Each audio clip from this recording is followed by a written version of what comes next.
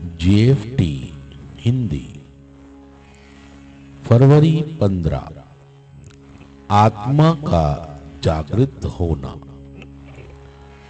हमारे लिए आत्मा की जागृति की अपेक्षा तो बहुत दूर की बात थी। Basic text number 46। हम में से बहुत थोड़े से ही नारकोटिक्स एनोनिमस की अपनी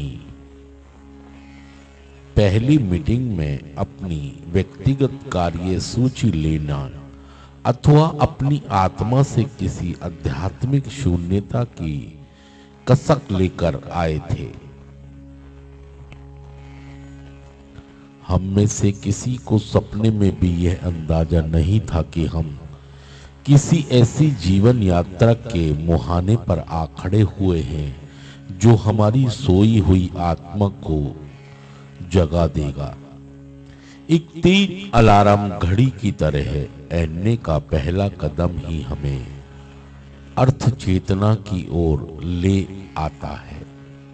यद्यपि इस बिंदु पर अभी हम आश्वस्त नहीं हो पाते कि हम बिस्तर से बाहर उछलकर एकदम कूदकर खड़े होना चाहते हैं या अभी 5 मिनट और ऊँघने का मजा लूटना चाहते हैं। जो ही हम दूसरे तथा तीसरे कदम की ओर तरफ बढ़ते हैं, किसी के नाजुक हाथों की हमारे कंधों पर मधुर थपथपाहट हमें खड़ा हो जाने, कुछ खुलकर अंगड़ाई लेने और जम्भाई लेने के लिए प्रेरित करती है। हमें अपने चौथे कदम पर आगे बढ़ने और 5वें कदम के साथ मिलकर चलने के लिए अपनी आंखों से नींद को दूर भगाना पड़ता है।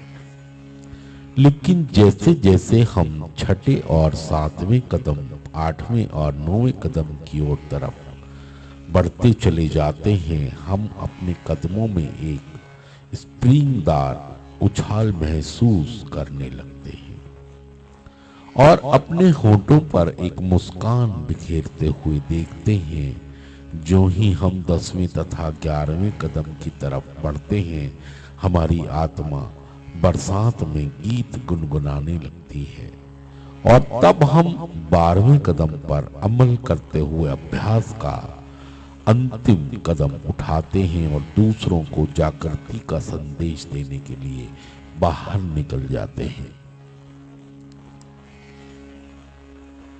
हम में किसी भी किस्म की आध्यात्मिक मूर्छा में अपनी बची कुची तमाम जिंदगी गुजारने की कोई जरूरत नहीं है।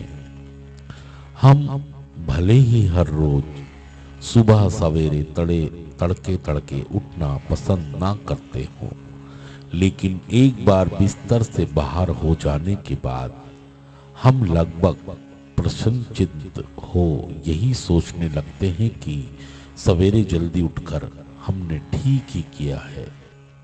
सिर्फ आज के दिन अपनी सोई हुई चेतना को जगाने के लिए मैं एन्ने के 12वें कदमों पर अमल करूंगा। थैंक यू दोस्तों, शुक्रिया सुनने के लिए।